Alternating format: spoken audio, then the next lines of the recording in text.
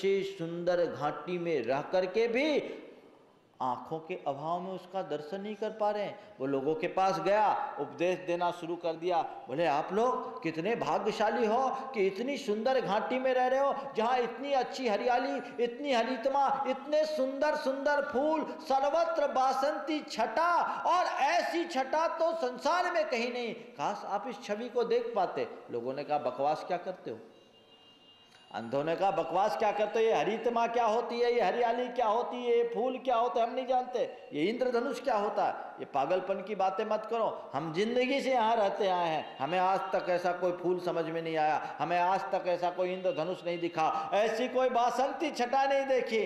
हम तो जो आज तक देखते आए हैं उसी को स्वीकार करेंगे। उसने कहा नहीं भैया, ऐसी बात नहीं है, ये सब चीज़ें हैं और मेरी आंखों से दिख रहा है। बोला लगता है तुम पगला गए हो। यही स्थिति होती है, एक पागल आदमी को दूसरा समझदार आदमी भी पागल दिखाई पड़ता है।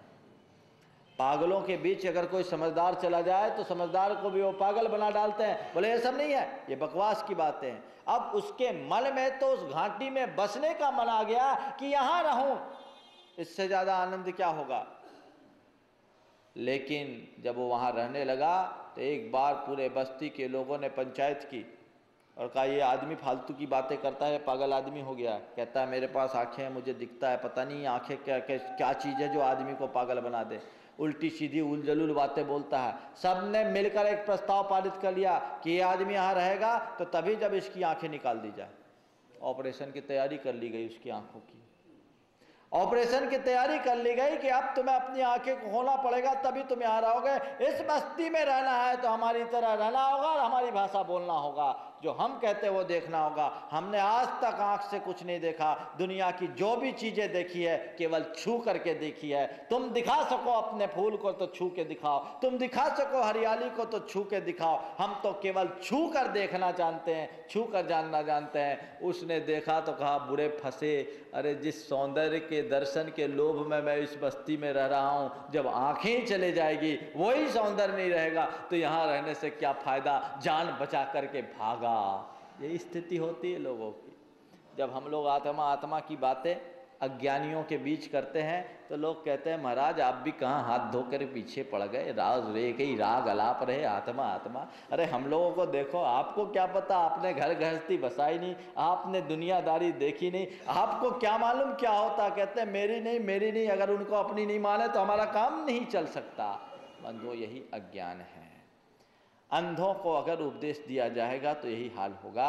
इसलिए हम अंधों को उपदेश नहीं आंखें देना चाहते हैं। यदि अंधों की आंख प्रकट हो जाए तो उस पूरी की पूरी हरितमा का आनंद तो स्वयं ले सकता है। बंधुओं यही होता है, वो आंख हमें खुद प्रकट करना होगा, वो दृष्टि हमें खुद प्रकट करना होगा। जिस पल ये दृष्टि तुम्हारे भीतर प्रकट हो जाएगी तो फिर तुम्हें ज़्यादा उपदेश की आवश्यकता नहीं होगी। और जब तक तुम इस दृष्टि से संपन्न नहीं होते, तुम्हें कितना भी उपदेश सुनाया जाए उसका असर नहीं होगा। उस दृष्टि को प्राप्त करने का नाम ही अमूढ़ दृष्टित्व को प्राप्त करना है। यह तो आध्यात्मिक मूढ़ता की बात हुई, उसको दूर कीजिए। अपने अंतरंग में ये बात स्थापित कर लीजिए कि सबके बीच मैं हूँ जरूर, पर मेरी स्वतंत्र सत्ता है, मैं सबसे भिन्न हूँ, अलग हूँ, अकेला हूँ, अनोखा हूँ। उनसे मेरा कोई संबंध नहीं, उनसे मेरा कोई संपर्क नहीं। मैं तो मैं हूँ और दुनिया के जितने भी लोग हैं, दुनिया की जितनी चीज़ें हैं वे भी वे हैं। वे मेरे नहीं, मैं उनका नहीं, न हूँ न था न होऊंगा, हो ही नहीं सकता। ये दृढ़ धारणा सम्यक दृष्टि के मन में बन जाती है। इसी कारण सबके बीच रह करके भी वह केवल स्व में रमने की क्षमता अर्जित कर लेता है। यही जीवन की सबसे बड़ी उपलब्धि है। दूसरे प्रकार की मूढ़ता है उपासनागत मूढ़ता। पूजा उपासना आराधना सब व्यक्ति का एक गुण है। पूज्य पुरुषों की उपासना और आराधना से हमारे गुणों का विकास होता है। पूज्य की उपासना से हम में पूज्यता आती है। हमारी उपासना, हमारी आराधना और हमारी पूजा का मूल मकसद यही है। हम कहते हैं बंदे तद्गुण लब्धे। है भगवान, आपके चरणों में मैं प्रणाम अर्पित कर रहा हूँ इसलिए कि आप बड़े हो, महान हो, नहीं, केवल इसलिए कि आपको प्रणाम कर हम आपके गुणों को प्राप्त करना चाहते हैं। जैन दर्शन में व्यक्ति की पूजा को स्थान नहीं दिया गया, गुणों की पूजा को स्थान दिया गया। पीतराग प्रभु गुण संपन्न आत्मा है। बीतराग की वंदना से हमारे भीतर बीतरागता के संस्कार प्रकट होते हैं और यही बीतरागता का संस्कार कल हमारे जीवन का मार्ग प्रशस्त करता है। केवल इसी पावन प्रेरणा से भर करके एक सम्यक दृष्टि जीव भगवान के चरणों में नित्य वंदना करता है, अर्चना करता है। वो पूजा आराधना और तमाम प्रकार की धार्मिक उपासनाएं तभी करता है जब उसका संबंध उसकी आत्मा के हित से हो, उसकी आत्मा की शुद्धि से हो, तब तो वो उनको करता है। जिन क्रियाओं का संबंध आत्मशुद्धि से नहीं हो, जो आत्महित में साधक नहीं है, उनको भूल करके भी स्वीकार नहीं करता। धर्म के नाम पर तो उन्हें कतई स्वीकार किया ही नहीं जा सकता, क्योंकि आत्मा की शुद्धि के अनुष्ठान का नाम धर्म है और जिसमें आत्मा की शुद्धि ना हो उसका नाम अधर्म है। तो अधर्म को धर्म के रूप में हम कैसे स्वीकारें? लेकिन आज हमारे देश में धर्म के नाम पर वह सब कुछ होता है जिसका धर्म से दूर दूर तक का भी संबंध नहीं होता। इसी को मूढ़ता बोलते हैं। कई प्रकार की मूढ़ताएं लोगों के द्वारा संपादित होते रहती है, लोग करते रहते हैं। लोगों की प्रवृत्ति बहुत विचित्र हो गई है। एक व्यक्ति है जो धर्म करता आत्म कल्याण की भावना से, और एक दूसरा व्यक्ति है जो धर्म करता है संसारिक विभूतियों को पाने की भावना से। इन दोनों में बड़ा अंतर है। आचार्य कुंद कुंद कहते हैं, एक तो तू धर्म किया नहीं और कदाचित धर्म किया भी तो तेरी ऐसी दुर्बलता रही कि धर्म से भी तूने वही चाहा जो आज तक चाहता रहा। प्रभु के दरबार में आकर के भी संसार की कामना से भर करके आया और तू धम्मम भोग निमित्तम को करते हुए केवल भोग और वासना चाहा। तेरे अंदर अभी सही समझ नहीं आई। तू भगवान की पूजा करने आया है तो किस लिए आया है? अगर तू भगवान की पूजा करके संसार के सुखों की कामना कर रहा है तो इसका मतलब तूने अपने भीतर की भगवत्ता को ठीक ढंग से पहचाना नहीं। भगवान के दरबार में आकर के भी तू भिखारी बना है तो इसका मतलब तूने अपने आप को जाना नहीं। ध्यान रख, भगवान के चरणों में भिखारी बन करके आने वाला अपना उद्धार नहीं कर सकता। भगवान कहते हैं तू भिखारी नहीं, तू भी अधिकारी है। जो मुझ में है वही तुझ में है। मेरे स्वरूप को प्राप्त करने का तू भी अधिकारी है, लेकिन जब तक ऐसे दीनहीन बना रहेगा तब तक तू अपना उद्धार नहीं कर सकेगा। अपने स्वरूप को पहचान। सम्यक दृष्टि पहचानता है अपने स्वरूप को। वो जानता है कि प्रभु आप में और मुझ में तत्वतः कोई अंतर नहीं है।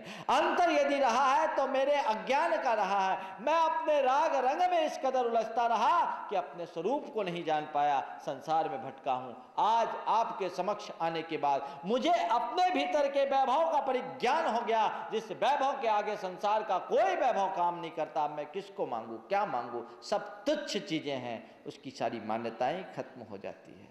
तो भगवान के चरणों में आता है तो केवल भगवान से भगवत्ता की कामना करता है, बाकी चीजें नहीं। और बंधुओं, जब हम पेड़ के नीचे जाते हैं तो छाया मांगने की जरूरत ही नहीं पड़ती। पेड़ के नीचे आने भर की देर है, छाया तो स्वतः मिल जाएगी।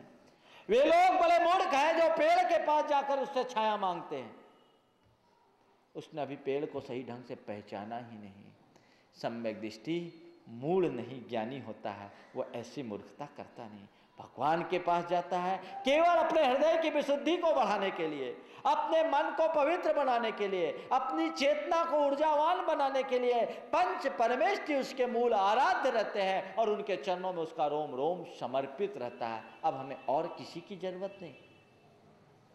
और ध्यान रखना, भगवान की कृपा का फल केवल उन्हें ही मिलता है जो भगवत्ता को प्रणाम करते हैं और भगवत्ता की कामना रखते हैं। दुनिया की चीज़ों में उलझ जाने वाले लोग भगवान की कृपा से सदैव वंचित रहते हैं, वे उनका लाभ नहीं ले पाते हैं। भगवान की कृपा को पाना चाहते हो तो वैसा करो। एक भगवान का मंदिर था। सेठ रोज बड़े बड़े द्रव्य लेकर के, थाल लेकर के भगवान की पूजा करने के लिए जाया करता था। और उसी मंदिर में एक अंधा भी रोज दर्शन को जाता था। जब अंधा दर्शन के लिए जाता था, उसकी आंखें नहीं थी, फिर भी वो भगवान की बहुत भक्ति करता था, आनंद से रहता था। सेठ देखता था कि ये तो इसके पास कुछ नहीं, ये क्या पूजा भक्ति करेगा, और मैं इतनी पूजा भक्ति करता हूँ और उसको अपने पूजा भक्ति का बड़ा अहंकार भी हो गया था कि मुझसे बड़ा पुजारी इस संसार में कोई दूसरा है ही नहीं, मैं संसार का सबसे बड़ा पुजारी हूँ। और वो भक्त अंधे को बहुत साधारण सा तुच्छ सा व्यक्ति मानता था। क्रम रोज का चला। एक दिन सेठ को आने में कुछ विलंब हुआ और अंधा पहले पहुंच गया। सेठ को आने में विलंब हुआ, अंधा पहले पहुंच गया। सेठ देख करके स्तब्ध रह गया। अंधे से प्रतिमा बोल रही थी कि तू अंधा है, रोज रोज दर्शन करने के लिए आता है, तुझे रास्ते में बहुत तकलीफ होती है, तेरी आंखें नहीं हैं, तुझे कठिनाई होती है, एक काम कर, मेरी आंखें निकाल करके अपनी आंखें में लगा ले, तुझे दिखने लगेगा, तुम्हें सूझने लगेगा और तेरा काम हो जाएगा। तो ऐसा आ जाया कर। उस अंधे ने कहा, प्रभु मुझे इसकी ज़रूरत नहीं, आपकी दृष्टि मुझ पर पड़ते रहे, मैं धन्य हो जाऊंगा, मैं बिना आँख के भी आपको देख लेता हूँ, मेरा जीवन धन्य है। सेठ ने सुना, अंधा तो वहाँ से चला गया, लेकिन भगवान का ऐसा आशीर्वाद मिला कि उसकी आंखें खुल गई, उसको सब कुछ दिखने लगा। सेठ को ये बड़ा नागवार गुजरा, वो सीधे जाकर भगवान से शिकायत करने लगा, भगवान मैं आपकी रोज इतनी बड़ी पूजा करता हूँ, आपने आज तक मुझसे बात नहीं की और उसे आप अपनी आंखें देने को तैयार हो गए, क्या मामला है, पक्षपात नहीं तो क्या? तो भगवान ने कहा कि सेठ सुनो, मैं पुजारी से प्रसन्न होता हूँ, भिखारी से नहीं। तुम मेरी पूजा जरूर करते हो पर पुजारी के रूप में नहीं, भिखारी बन करके आते हो, तुम्हारा चित्त हमेशा याचक बन करके आता है, और वह व्यक्ति केवल पुजारी बन करके आता है। मैंने आंखें देने का भी प्रस्ताव किया तो उसने उसे नकार दिया। विचार करना, भिखारी बनकर के भगवान के दरबार में जाते हो या पुजारी बनकर के जाते हो? जो भिखारी बनकर के भगवान के चरणों में जाता है वो मूढ़ है, और जो पुजारी बनकर के भगवान की आराधना करता है वो ज्ञानी है। पुजारी बनो, भिखारी नहीं। हम क्या हैं ये देखें, ये मूढ़ता छूटे बहुत मुश्किल है। कहते हैं ना, जैसे अंधे को कुछ दिखाई नहीं पड़ता, ऐसी मूढ़ व्यक्ति को कुछ सूझता नहीं। जब मूढ़ता खत्म होगी तो सूझेगा उसमें क्या कल्याण है, क्या अकल्याण है, क्या अपना है, क्या पराया है, उसकी समझ से परे रहता है, उसकी बुद्धि और विवेक से बहुत दूर हो जाता है, तो वो कुछ कर ही नहीं पाता। तो कहते हैं मूढ़ता से अपने आप को बचाओ। इस तरह की मूढ़ता क्यों?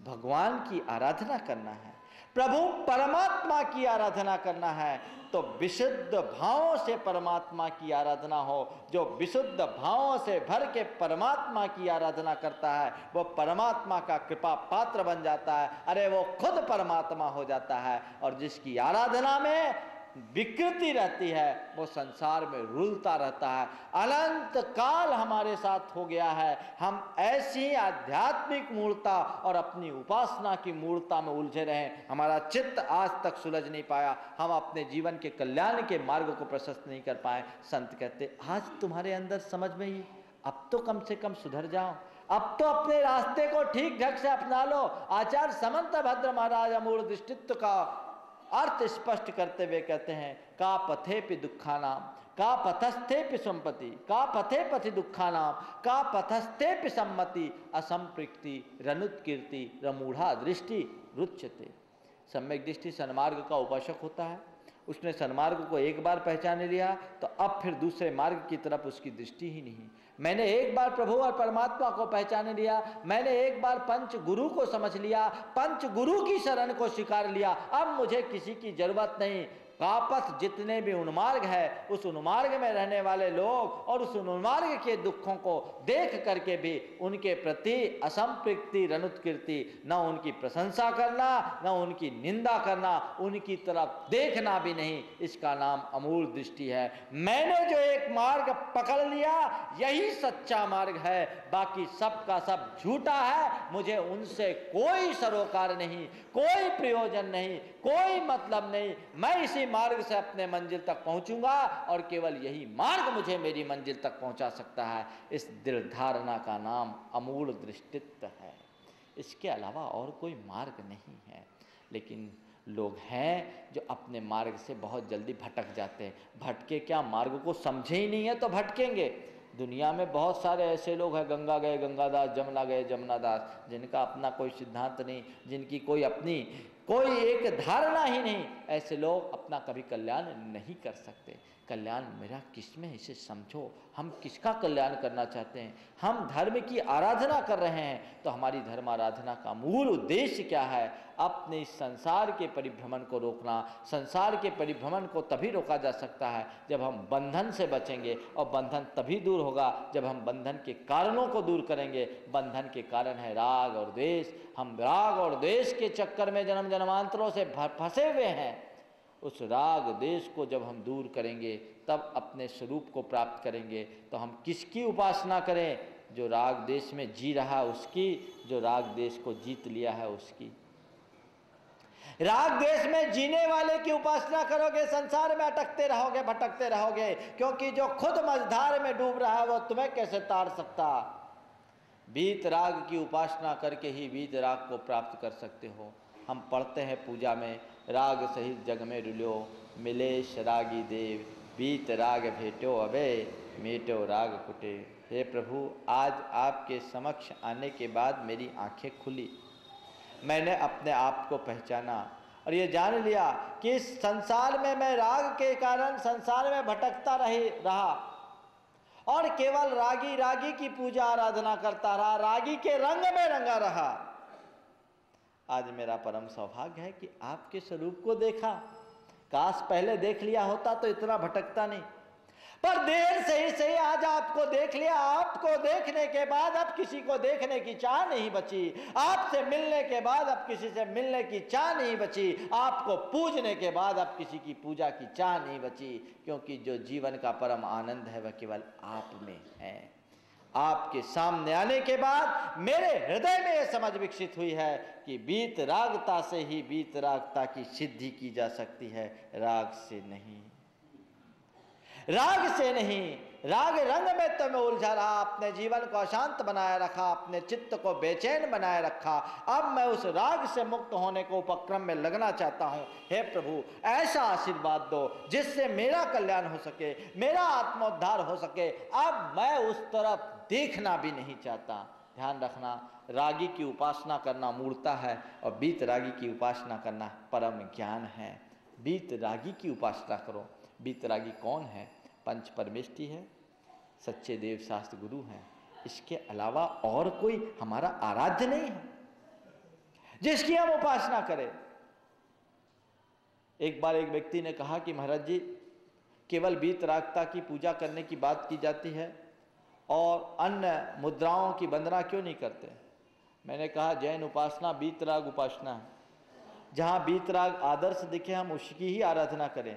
तात्विक दृष्टि से देखें तो हर आत्मा की, हर व्यक्ति की आत्मा भीतर से बीतरागी है, लेकिन जब तक उस बीतरागता के दर्शन नहीं होंगे हम उस बीतरागता को ग्रहण करने में समर्थ कहाँ हो सकेंगे। साधारण व्यक्ति के अंदर इतनी बुद्धि नहीं, इतनी समझ नहीं कि हर आत्मा के भीतर के परमात्मा का दर्शन कर सके। इसलिए जब कभी भी परमात्मा को हम साकार रूप में स्थापित करते हैं तो केवल उसके बीतराग स्वरूप को करते हैं। इसके अलावा अगर अस्त्र शस्त्र वस्त्र से युक्त है तो वो परिग्रह और हिंसा से युक्त है। हिंसा से युक्त मुद्रा को प्रणाम करना, हिंसा को प्रणाम करना है। और जैन धर्म परम अहिंसा धर्म है, वो हिंसा को कहीं से प्रणाम कर ही नहीं सकता। हम अहिंसा के उपासक हैं। उस अहिंसा की आराधना के लिए हम ये सारा कार्य करते हैं। इसलिए इस तरह की चीज़ों को कभी अपने साथ स्थान देना उचित नहीं है। हम उसको देख करके निरंतर चलने की कोशिश करें कि बीत रागता की ही उपासना है, संसार में और कोई दूसरा उपास्य है ही नहीं। किस कारण से होगा उपास्य? हम क्यों करें? 3 प्रकार की मूर्ताएं हैं, लोक मूर्ता, देव मूर्ता और गुरु मूर्ता। ये तीनों प्रकार की मूर्ता मनुष्य के मन में पल रही है। इनके चक्कर में लोग बहुत सारी ऐसी क्रियाओं में संलग्न हैं जिनका धर्म से कोई लेना देना नहीं और दुनिया के लोगों की दुकानदारियां चल रही है। ये अंधविश्वास है। ध्यान रखना, धर्म के क्षेत्र में अंधविश्वास को कहीं स्थान नहीं। लेकिन क्या कहूं, आज लोगों की स्थिति को, लोगों का कर्म कांड पर इतना गाढ़ विश्वास हो गया है कि कर्म सिद्धांत को ही भुला दिया। दुनिया भर के ठटकर्म धर्म के नाम पर लोग कर रहे हैं और भोली भाली जनता ठगी जा रही है। उससे मिलता कुछ नहीं। हासिल कुछ नहीं होता, लेकिन लोग उसमें उलझते रहते हैं। संत कहते हैं वास्तविकता को समझो, अपने जीवन में होने वाले जो सुख दुख अनुकूल प्रतिकूल संयोग है और उतार चढ़ाव है, उनमें क्या परिवर्तन हो सकता है और उसे किस तरीके से झेला जा सकता है, ये सामर्थ्य केवल वीतराग प्रभु की आराधना से ही घटित होती है। जिन लोगों का मनोबल कमजोर होता है, जिनकी श्रद्धा बहुत डावाडोल होती है, जो केवल भौतिक स्तर पर ही जीते हैं, वे लोग, उनकी कोई निष्ठा नहीं होती, उनका कोई आधार नहीं होता, उनका कोई देवता नहीं होता और वे ऐसे ही भटकते रहते हैं। उनके जीवन के विषय में ज्यादा कुछ कहा नहीं जा सकता।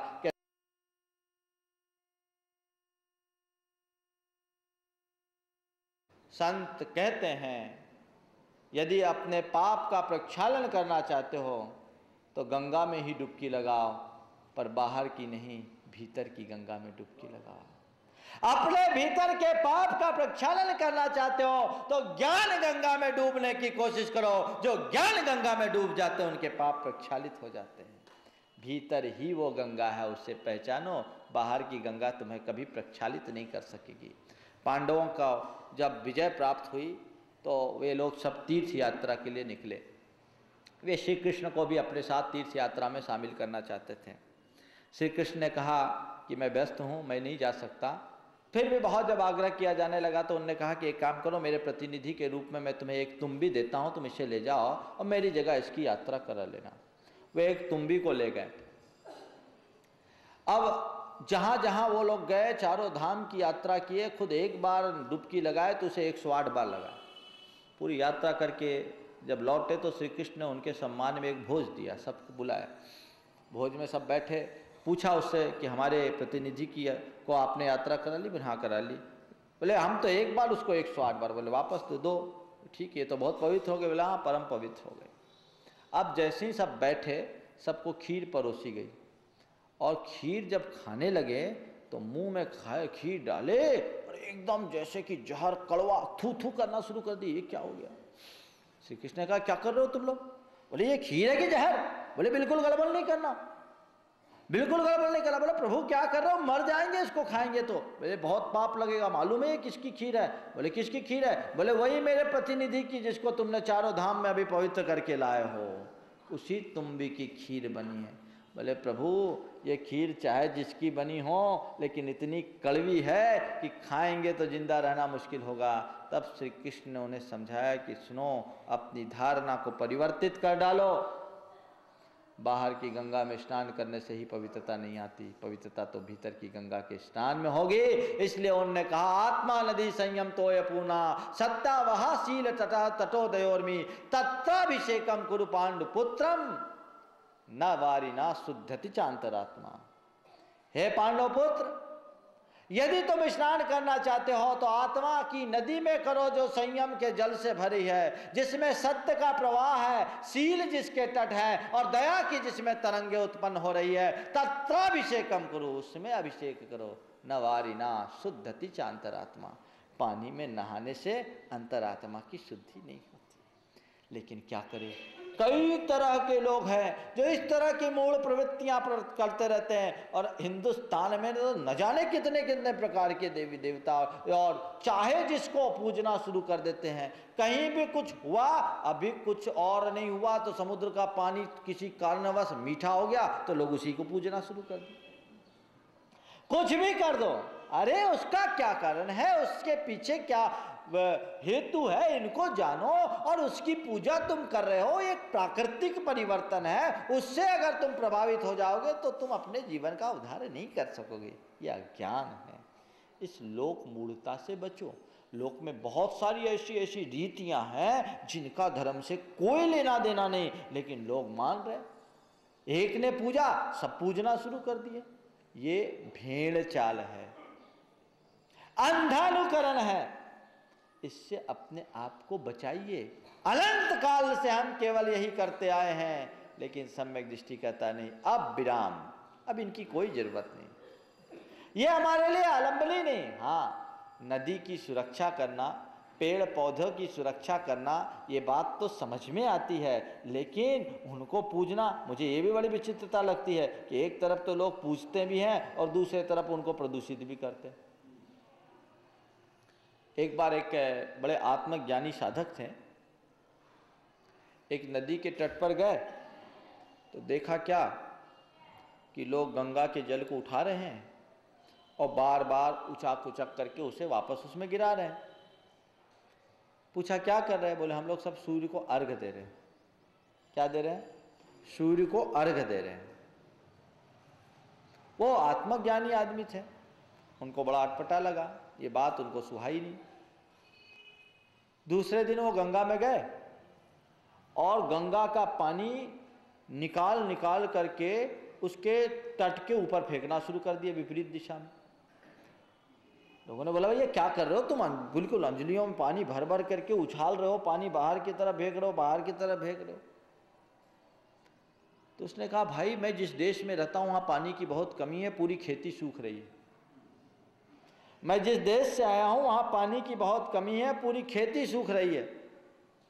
इसलिए हमने सोचा कि यहाँ बहुत पानी, ये सारा पानी मैं यहाँ से उछालूंगा तो वहाँ पहुँच जाएगा, वहाँ की खेती हरी भरी हो जाएगी और पानी की कमी हो जाए पूरी हो जाएगी। लोगों ने कहा अरे मूर्ख, तुम्हें समझ में नहीं आता यहाँ का पानी वहाँ जा सकता? बोले ये तो मैं पहले भी जानता था, पर मैंने सोचा जब यहाँ का पानी सूरज तक जा सकता है तो मेरा देश तो 100 मील ही दूर है। जब ये पानी सूरज तक जा सकता है तो मेरा देश तो बहुत करीब है। लोगों को समझ में आया वस्तुतः हमारी पूजा आराधना आत्मशुद्धि पर होनी चाहिए। यदि हम इन्हीं बातों में सब कुछ मान रहे हैं और अपने विचारों और विकारों के शोधन का ध्यान नहीं रख रहे हैं तो वो उपासना अधूरी है, उससे हमारा उद्धार नहीं हो सकता। इसको बदलना चाहिए, हम इसको बदलने की कोशिश करें। कहते हैं धर्म बुद्धि से नदी में स्नान करना, सागर में स्नान करना, अग्नि का ढेर लगा करके पूजना, पेड़ पौधों को पूजना, इस तरह की क्रियाएं करना, ये सब लोक मूढ़ता की श्रेणी में आती है। ये एक प्रकार का आध्यात्मिक एक प्रकार का अंधविश्वास है, धार्मिक अंधविश्वास। सम्यक दृष्टि इन सब चीज़ों से मुक्त रहता है और कहता है कि भैया इनसे चीज़ें ठीक नहीं है। एक बार किसी ने गंगा से पूछा कि तुम दुनिया की पाप को धोती हो, उसके बाद क्या करती हो? लोग कहते हैं कि गंगा पाप हारिनी है, सारे लोग आते हैं और दुनिया भर के लोग पाप को धोते हैं, तो तुम क्या करती हो? बोले क्या करती हूँ, मैं लोगों का सारा पाप लेती हूँ और लोगों का पाप लेकर के मैं बादल को सूरज को दे देती हूँ। सूरज से पूछा कि तुम लोगों के पाप को लेकर के क्या कर देते हो? बोले क्या करूँ, गंगा मुझे देती है, मैं बादल को दे देती हूँ। फिर बादल से पूछा कि तुम लोगों का पाप लेकर के क्या करते हो? बोले हम वापस रिटर्न कर देते, वापस रिटर्न कर देते पानी बरसा करके। वस्तुतः ये बात अपने मन में स्थापित कर लेने की है कि जब तक हम भाव विशुद्धि को धारण नहीं करते तब तक किसी तीर्थ से हमारा उद्धार नहीं हो सकता। भाव विशुद्धि पहला लक्ष्य होना चाहिए।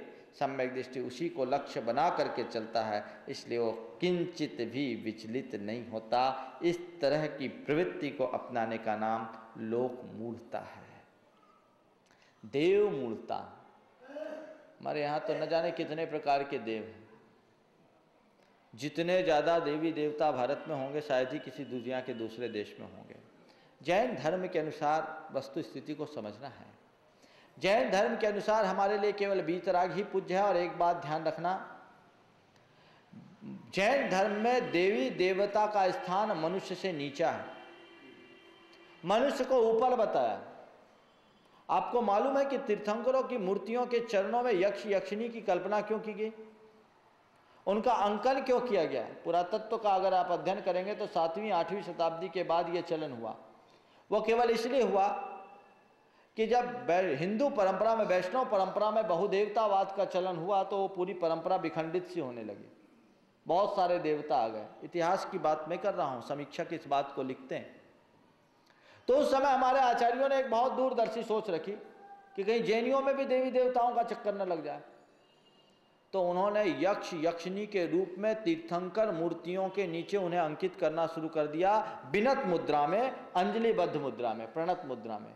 ताकि ये बता सके कि देवी देवता का स्थान मनुष्य से नीचा है। वे भी तीर्थंकरों की पूजा करते हैं। मनुष्य तीर्थंकर और भगवान बन सकते हैं, देवी देवता नहीं बन सकते। वो असंयमी है, आप संयमी हो सकते हैं। मनुष्य सप्तम गुण स्थान तक आज की तारीख में जा सकता है, वो चौथे से ऊपर नहीं जा सकते। तो फिर उनकी पूजा अर्चा क्यों? मनुष्य उनसे ज़्यादा बलशाली है। देवी देवता भी मनुष्य होने के लिए तरसते हैं, तो फिर उनकी पूजा आराधना क्यों? और फिर पूजा ही करना है तो मैं पूछता हूँ कि वीतराग भगवान में ऐसी क्या कमी है जो किसी और की पूजा की जरूरत तुम्हें पड़ गई? चाहे शासन देवी देवताओं के नाम पर बात कर लीजिए, चाहे किसी भी नामधारी देवते देवी देवताओं की पद्मावती हो, क्षेत्रपाल हो, कोई भी हो, वे पूज्य नहीं हो सकते। पूज्य तो केवल वीतराग जिनेंद्र ही हैं। हमारे यहाँ पंच परमेष्ठी ज़्यादा है तो 9 देवता ले लिया, इसके अलावा और कोई नहीं। 9 देवता कौन कौन होते हैं? 5 परमेष्ठी, जिनागम, जिन चैत्य, जिन चैत्यालय और जिन धर्म, इसके अलावा और कोई नहीं। यही हमारे लिए पूज्य है, यही हमारे लिए आराध्य है। इसके अलावा और कोई आराध्य है ही नहीं, तो हम उसकी आराधना क्यों करें? किस लिए करें? लोग बोलते हैं इनकी पूजा कर लो, इनकी अर्चा कर लो। इनकी पूजा अर्चा करने से तुम्हारे संकट टल जाएंगे। एक बार एक व्यक्ति ने कहा, महाराज जी पद्मावती की आराधना करने से सारी बीमारियां चले जाती है। मैंने कहा सिद्ध कर दो, मैं सबसे पहले सारे अस्पतालों को बंद करवा करके बड़े बड़े पद्मावती के मंदिर बनवा दूंगा, मैं बनवाऊंगा, दुनिया की सेवा हो जाएगी। अगर उसकी पूजा आराधना करने से बीमारी दूर हो जाए तो हमें बताओ, हम उपदेश देंगे। इससे बढ़िया कल्याण का काम और क्या होगा? ध्यान रखना, ये केवल बाहर के निमित्त है। जब तक तुम्हारा पापोदय है, बड़ा से बड़ा निमित्त भी काम नहीं कर सकता, और पुण्य का उदय आ गया तो छोटा सा निमित्त भी बहुत बड़ा काम कर जाता है। इसलिए इनकी चक्कर में मत पड़ो, इनसे दूर रहो। वीतराग भगवान की आराधना इतनी विशुद्धि से करो कि तुम्हारे भीतर का पाप पुण्य में परिवर्तित हो जाए। कहीं जाकर के भिखारी बनने की जरूरत ही नहीं पड़ेगी।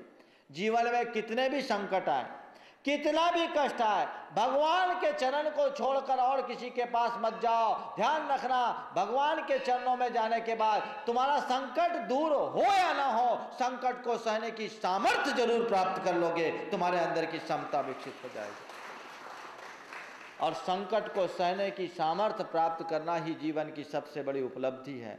कोई विचलन नहीं, कोई परेशानी नहीं, कोई पीड़ा नहीं, कोई प्यास नहीं।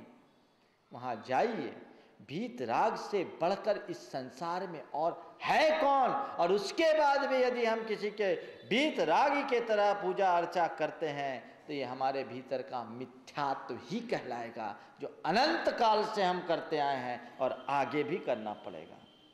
बंधुओं, मैं किसी पंथ और परंपरा से बंधा हुआ नहीं हूँ, लेकिन आगम का पंथ बताना मेरा दायित्व है। हमारे आचार्यों ने हमसे ये कहा है कि मूल जिन शासन क्या, इसे समझो।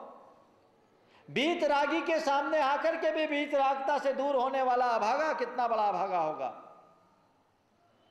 उसे सोचने की जरूरत है। आखिर जरूरत क्या है? उनकी पूजा अर्चा करने से सब काम, महाराज जी उनको पूजने से संपत्ति बढ़ जाती है। हमने कहा बिल गेट्स कौन सी पद्मावती को पूजता है? थोड़ा पूछ के आ जाओ उससे।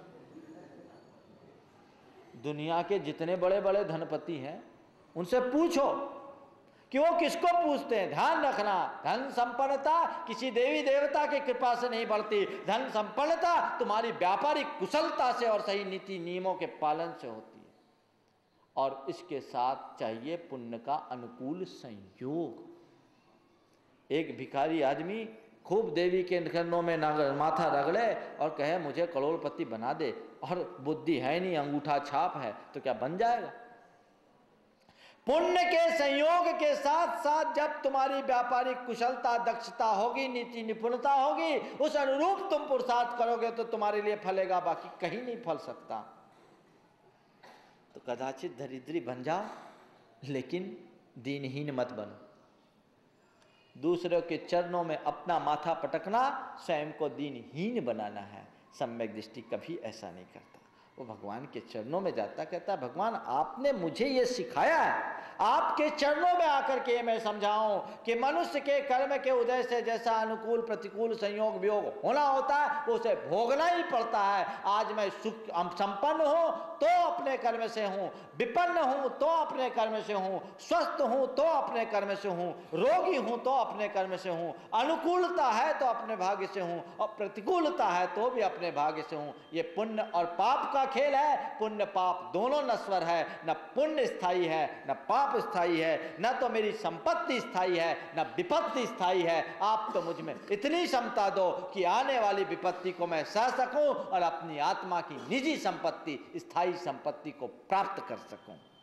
जिसने अपने सम्यक रूप स्थायी संपत्ति को प्राप्त कर लिया उसे बाहर की यह संपत्ति और विपत्ति किंचित भी विचलित नहीं कर पाती। वो उसमें स्थिर बना रहता है, उसकी बुद्धि स्थायी बनी रहती है, उसकी चेतना निर्मल और विशुद्ध बनी रहती है, वह जीवन में बहुत कुछ उपलब्ध कर लेता है। इसलिए बंधुओं, इस तरह की दृष्टि अन्य किसी देशराग देवी देवता की पूजा आराधना करने का मतलब है वीतराग प्रभु की सत्ता से अनभिज्ञ होना। वीतराग प्रभु की सत्ता को पहचानने की दृष्टि अपने अंदर विकसित कीजिए। ऐसी कौन सी ताकत है जो भगवान में ना हो और उनमें हो? संसार की ऐसी कौन सी चीज है जो वीतराग भगवान की पूजा से तुम्हें ना मिले और दूसरों की पूजा से मिल जाए? ध्यान रखना, नहीं मिल सकता। ये हमारे विश्वास की भर कमी है। वो क्या कर सकते हैं? ज्यादा है तो जितने भी सराग देवी देवता हैं वे आपके अभिवादन के योग्य हो सकते हैं, अर्चन के नहीं। अर्चना और अभिवंदना में बहुत अंतर है। जैसे आप एक साधर्मी दूसरे साधर्मी को जय जिनेंद्र करते हो वैसे ही कर लो, उससे बढ़ करके नहीं, उससे ज़्यादा उनका स्थान नहीं। पर एक बात और बताई देता हूँ, ये जितने भी देवी देवता के नाम पर आज लोग पूछते हैं सब व्यंतर होते हैं, बड़े खतरनाक होते हैं। उनसे दूर ही रहना में अच्छा है, क्योंकि उनकी दोस्ती पुलिस की दोस्ती है। ना पास रहना ठीक, ना दूर जाना ठीक। बड़े खतरनाक, पल में प्रसन्न पल में खिन्न हो जाते हैं। इसलिए दूर रहोगे तो ज़्यादा सुखी रहोगे, दोस्ती बढ़ाओगे तो ज़्यादा परेशान हो जाओगे। अरे हम क्यों करें? अगर कहीं कोई करता भी रहा है अभी तक तो उनसे क्षमापना कर लो जाकर कि आज हमने महाराज के प्रवचन में ये दृष्टि प्राप्त कर ली है। आपके अनादर और अवज्ञा का मेरे मन में कोई भाव नहीं। आप हमारे साधर्मी हैं, कृपा दृष्टि बनाए रखें ताकि हमारी धर्माराधना ठीक ढंग से चलती रहे, हम अपने जीवन के कल्याण का मार्ग प्रशस्त करते रहे। जय जिनेंद्र। इससे आगे नहीं, इससे आगे नहीं। और घबराना नहीं, घबराना नहीं। प्राय परीक्षा होती है, लोग घबरा जाते हैं, वहीं आस्था आदमी की परखी जाती है। जो मनुष्य सत्य के मार्ग पर आरूढ़ होता है वो बड़े से बड़ी परीक्षा को देने के लिए तैयार होता है, बड़ी से बड़ी चुनौती को भी सहजता से स्वीकार कर लेता है और अपने जीवन को आगे बढ़ाता है। ये तुम्हारे ऊपर है कि तुम किसको चुनना चाहते हो, राग को कि वीतराग को। अगर तुम्हारा चित्त मजबूत होगा तो राग तुम्हें आकृष्ट नहीं कर पाएगा, और चित्त कमजोर होगा तो फिर आप कभी भी वीतराग के उपासक बन नहीं सकते। इसलिए उसकी तरफ दृष्टि अपनी अपनाइए। हम किनके तरफ सोचे? अब देवी देवताओं के सामने भी कभी कभी बड़ी विचित्र स्थिति बन जाती है। आचार्य समंतभट्ट कहते हैं, बरोपलिप से आशावान रागा द्वेष मलिमशः देवता यदुपासिता देवता मुणमुच्यते। राग द्वेष से भरे हुए देवी देवताओं की आराधना सांसारिक कामनाओं से भरकर, उसी से भर करके करते और करेंगे क्यों? एक बार मुझसे कहा, महाराज जी ये देवी देवता हैं, ये सम्यक दृष्टि हैं, शासन देवी देवता है, इनकी आराधना करने में क्या बुराई? हम बोले देखो इनके सम्यक्त में तो फिर भी संदेह हो सकता है, क्योंकि जन्म से मिथ्यात्वी होते हैं। अगर तुम्हें सम्यक्ति को करना है तो जिसका सम्यक्त बिल्कुल असंदिग्ध है, सौधर्मेंद्र को स्थापित करो ना, जो अपने हाथ से पंच कल्याणक करता है। इनको क्यों? उनका बॉस है। इसका मतलब क्या? ये कहीं ना कहीं हमारे भीतर कोई दूषित संस्कार है जो हमें प्रेरित कर रहा है। उस संस्कार से अपने आप को बचाइए। फिर भाई मेरा काम बताने का है, आपको जो अच्छा लगे सो आप करो, हमें क्या है? मिथ्यात्व की अनंतकालीन परंपरा है। यदि परंपरा ही के नाम पर ढोना है तो धो, वही ढोते रहो, एक भाव और ढोगे। जब तुम्हारी होनहार अच्छी होगी खुद सुधर जाओगे। कोई दूसरा तो किसी का करता है ही नहीं, लेकिन जब उनकी बात आएगी तो कहूँगा तो वही जो आगम कहता है। आचार्य समंतभट्ट कहते हैं, भय आशा स्नेह लोभाच कुदेवागम लिंगिनाम प्रणामम विनियम चैव न कुरु शुद्ध दृष्टि है। भय के वश, आशा के वश, लोभ के वश कभी नहीं करता। लेकिन आज जो लोग भी हैं वे केवल भय और लोभ से प्रेरित होकर के ये काम करते जा रहे हैं। उनकी आंखों पर पट्टी चढ़ी है।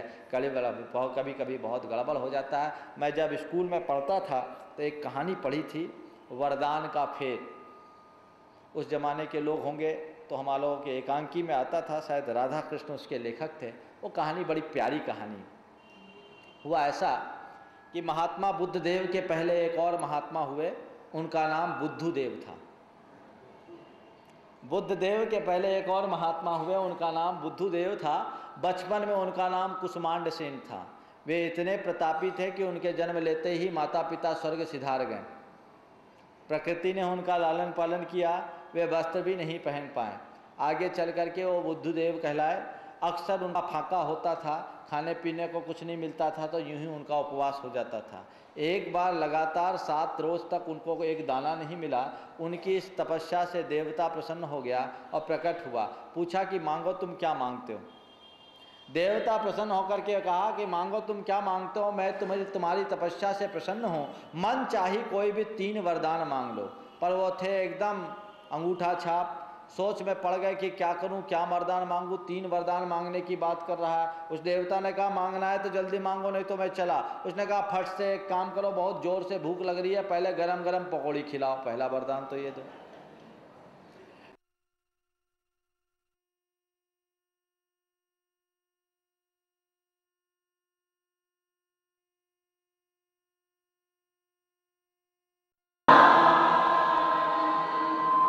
नमो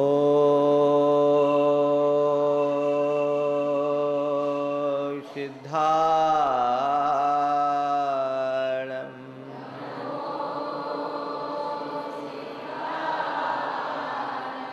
नमो आयर्याणं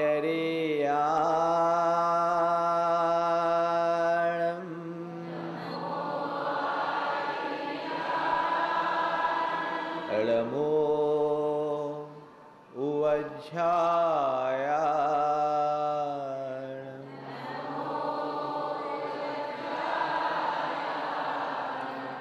नमो लोये सवशाहूनं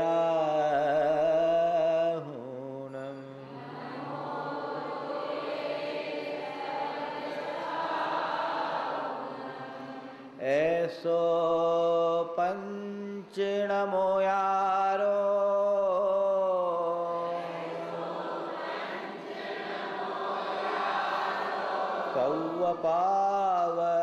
पावपनाशनो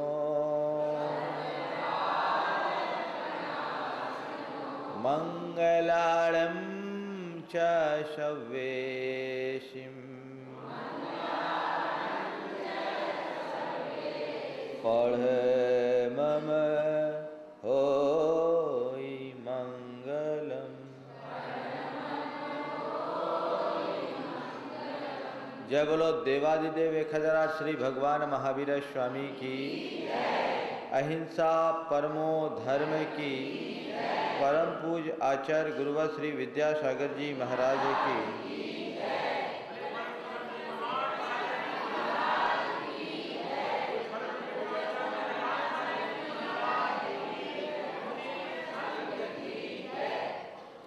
धर्म आत्मा के आंतरिक अनुशासन का नाम।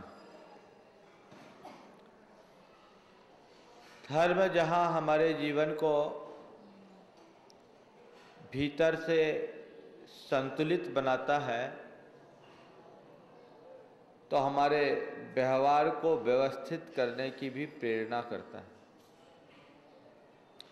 अंदर में पवित्रता और बाहर में शालीनता धर्म का सही प्रतिफल है। भीतर और बाहर जब तक हम दोनों ओर व्यवस्थित नहीं होते, हम अपने समग्र जीवन का उद्धार नहीं कर सकते। धर्म हमारे समग्र जीवन के रूपांतरण का आधार है। वो जहाँ आंतरिक शुचिता और पवित्रता की बात करता है, बाहर की विनम्रता, सौम्यता और शालीनता के प्रति भी उतना ही ध्यान देता है। विगत दिनों जिस सम्यक दर्शन की हम चर्चा कर रहे हैं वह धर्म का प्रधान अंग है, धर्म का मूल है। उसके रहते ही हमारे भीतर धर्म पनप सकता है। और वह सम्यक दर्शन के जिन अंगों की चर्चा आप सबसे की गई, अभी तक जो चर्चा थी वो भीतर की थी।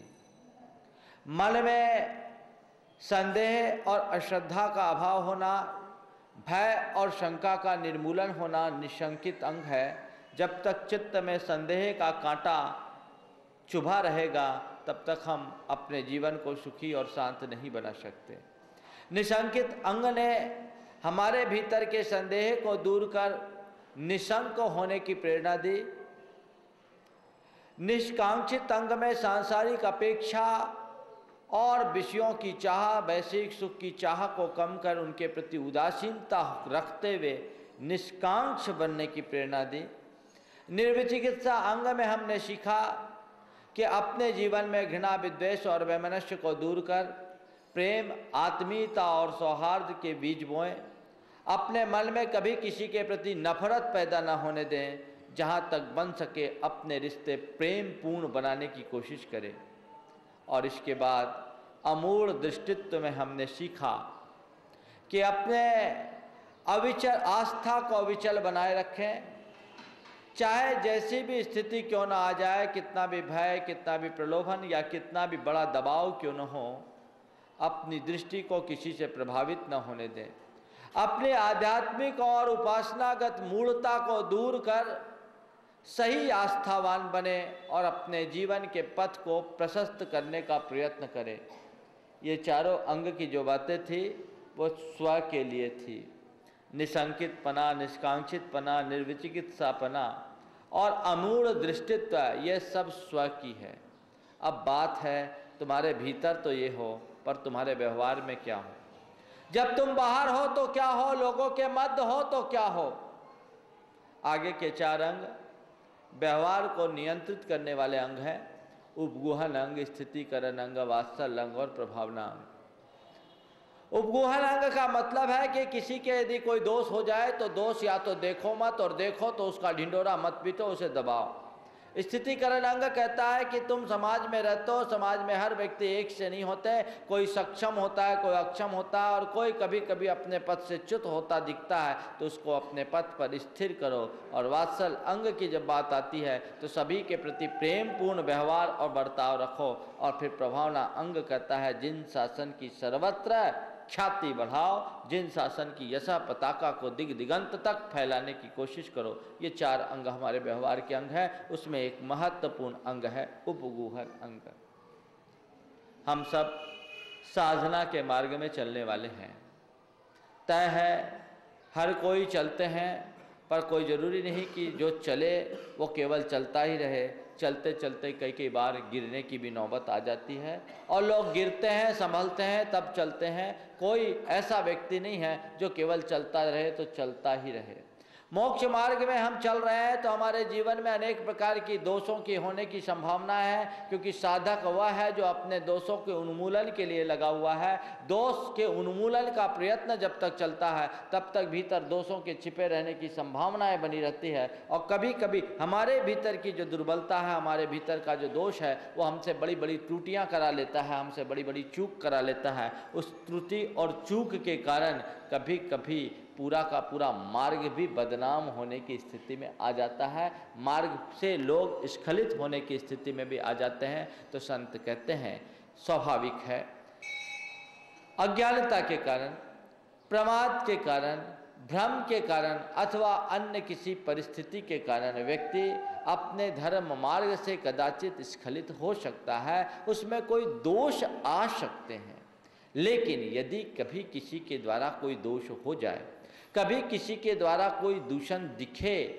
तो तुम उस दोष को ढांक लो, उसको प्रचारित मत करो।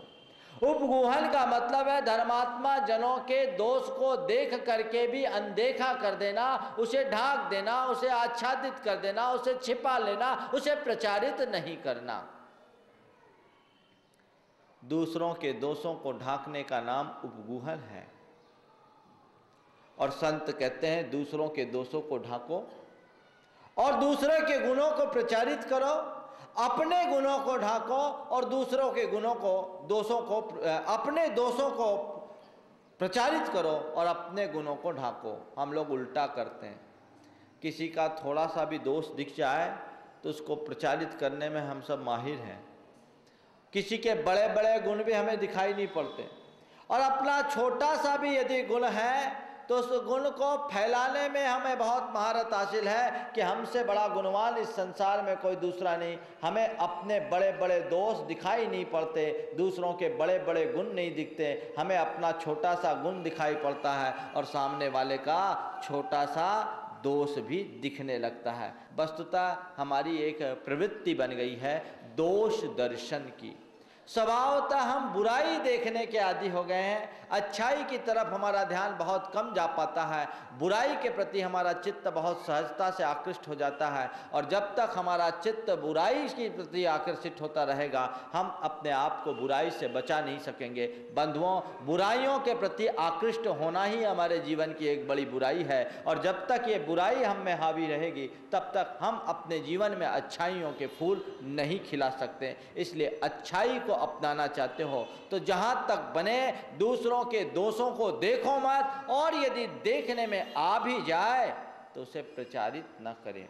दोषवादे च मौनम, दोषवादे च मौनम। यदि किसी का दोषपूर्ण बात तुम्हारे सामने आ भी जाए तो उस बात को तुम वहीं दबा दो, उसको बोलो मत। दोषों के ख्यापन से आखिर तुम्हें हासिल क्या होगा? मिलना कुछ भी नहीं है। हाँ, दूसरों में दूषण लगाकर तुम अपने जीवन को दूषित जरूर कर सकते हो। संत कहते हैं कभी दूसरों पर दूषण मत लगाओ, कोशिश करो दोष दिखे ही नहीं और यदि दिख भी जाए तो उसे अपने भीतर पचाने की कोशिश करो। पर बड़ी मुश्किल होती है अपने भीतर किसी की गलती को पचा पाना। एक बार 3 विद्वान आपस में मिले और तीनों एक दूसरे की कमजोरी बताने लगे। मेरी बड़ी कमजोरी क्या है? एक विद्वान ने कहा क्या बताऊं, मैं प्रवचन करता हूं तो सारी जनता को मुग्ध कर डालता हूं, भाव विभोर हो जाती। पर मेरी एक बड़ी दुर्बलता है, जब तक मुंह में तंबाकू नहीं दबाता मेरा मूड नहीं बनता। जब तक मुंह में तंबाकू नहीं दबा लेता मेरा मूड ही नहीं बनता। जब मुंह में तंबाकू दबाता हूं तो फिर मेरा कहना क्या। दूसरे ने कहा देखो बाकी चीज़ें तो ठीक है, ऐसी कोई मेरे अंदर व्यसन बुराई तो नहीं है, पर पैसे की लालच मुझसे नहीं छूटती। मैं लोगों को लोभ लिप्सा छोड़ने की बात करता हूँ लेकिन खुद में जो लालच है ना वो दिनों दिन बढ़ते रहती है। मुझे लगता है कि ये न के न उपाय न पैसा हथी आना चाहिए। दोनों की बात हुई, तीसरा अपना पेट पकड़ करके भागने लगा।